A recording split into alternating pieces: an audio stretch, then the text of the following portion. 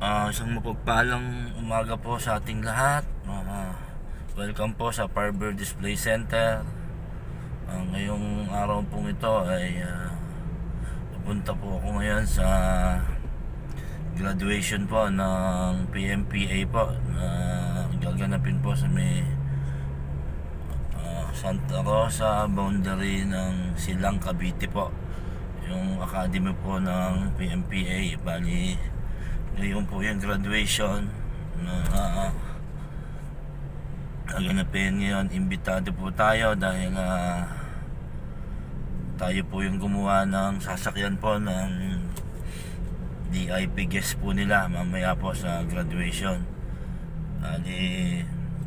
In-order po sa atin yung isang white Carabao po na Hammer type o Hammer style na pinasadya po sa atin.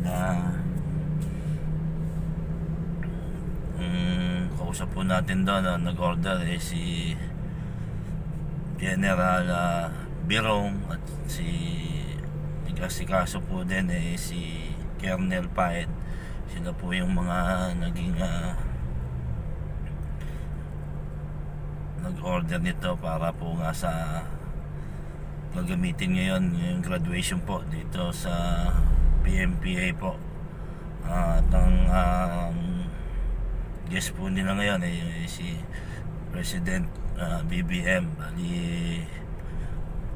ang presidente po ang ating bibidyohan mamaya. Tingnan po natin ang actual kung sa ceremonial po nila mamaya during graduation. On the way po ako ngayon kasi kailangan bago mag 6:30 makarating po ako doon sa makapasok po ako sa vicinity o sa compound po ng academy dahil ang bilin po nila mga 7 o'clock i-close na po yung gate po, security po para sa presidente. Kaya ito po, on the way na po tayo. Maya po update ko po kayo ulit sa pag naanda na po tayo habang pupunta na po tayo sa PMPA Academy. Antabayanan niyo po mamaya. Dito na po tayo sa may Silang, Cavite, sa may Calax po, going to Laguna. Dali dito po na tayo nadaan para medyo mabilis po. Then mag-exit po tayo sa may puntang Santa Rosa. Ayan po, dito na po tayo sa expressway po ng Calax. Kaya po update po ulit tayo.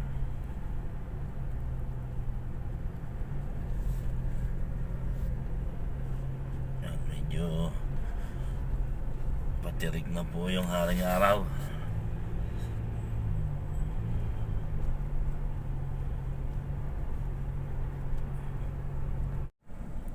Dito na po tayo, touchdown na po tayo dito sa harap po ng Academy, Philippine National Police Academy, PMPA po.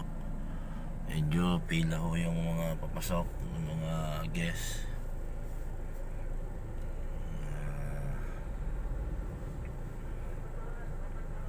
Ito po,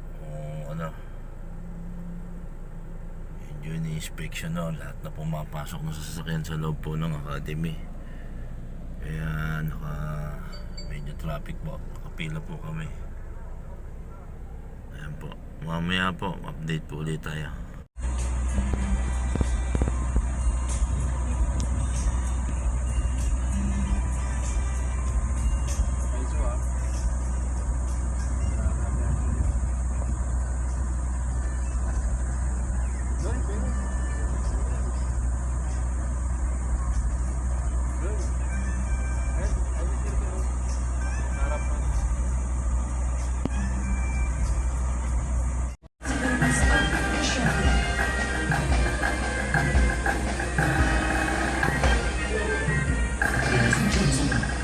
Officers of the Board of Girls, Philippine National Police, the Silver Town Class of 2026.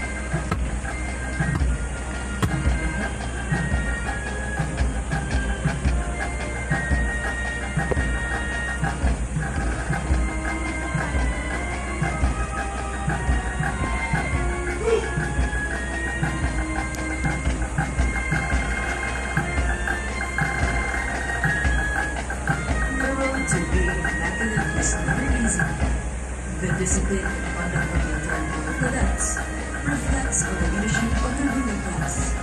Through small organizational leadership, the stability of their worship, management skills, and critical thinking of the cadet officers is able to achieve maximum excellence that reflects from the graduates of the academy. Hence, with the knowledge and skills And now for the Jubilee line, may we request our guest of honor and speaker, His Excellency, Ferdinand R. Marcos Jr., President of the Republic of the Philippines, to accompany our honor. May we request our director.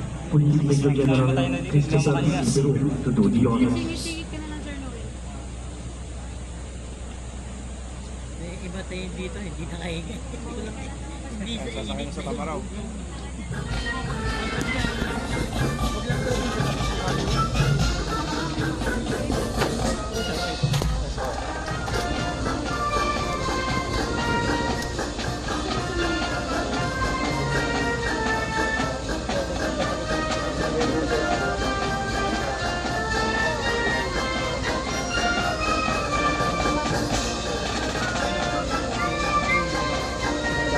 Moving the line, ladies and gentlemen, His Excellency, President Ferdinand R. Marcos Jr., President of the Republic of the Philippines.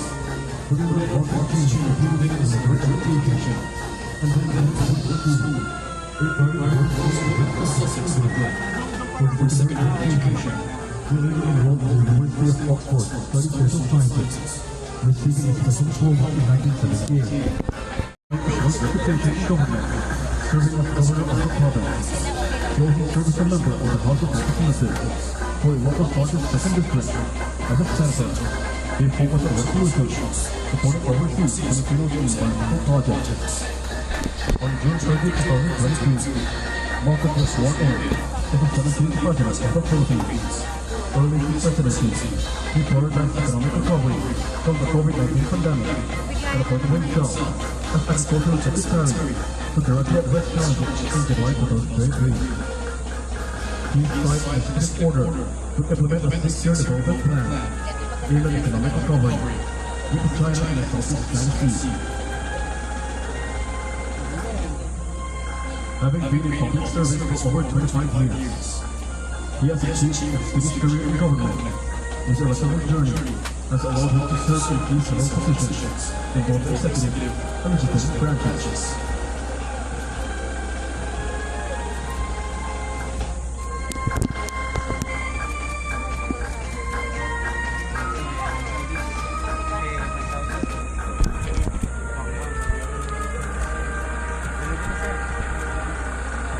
Trooping the line, ladies and gentlemen, His Excellency, Ferdinand R. Marcos Jr., President of the Republic of the Philippines. Ngayon, nagtatawagan na po ng mga graduate na natapos na po yung mga parade ni Presidente na umikot po doon sa playground po o doon sa Diamond po na ng mga kadete. Medyo nahirapan po tayo mag-video kasi sobra ho talaga ang higpit ng security ng PSG. Hindi ka talaga pwedeng makita ho sa lantaran na kumukuha ng picture. Kailangan medyo nakakover ho kami sa mga halaman, kaya hindi po tayo makakuha ng magandang picture. Pero ng Diyos bigyan natin ng konting diskarte para makuha na ng kahit paano ng actual o live na sinakyan ng Pangulo yung ating ginawang sasakyan o yung ating pinabrigate po na Hammer na White Carabao. Kaya papasalamat po kami sa PNPA, kay General Birong at kay Colonel Paed na siyang nagbigay ng tiwala po sa shop natin sa Firebird Display Center. Kaya hanggang sa muli po, maraming salamat at God bless po sa ating lahat.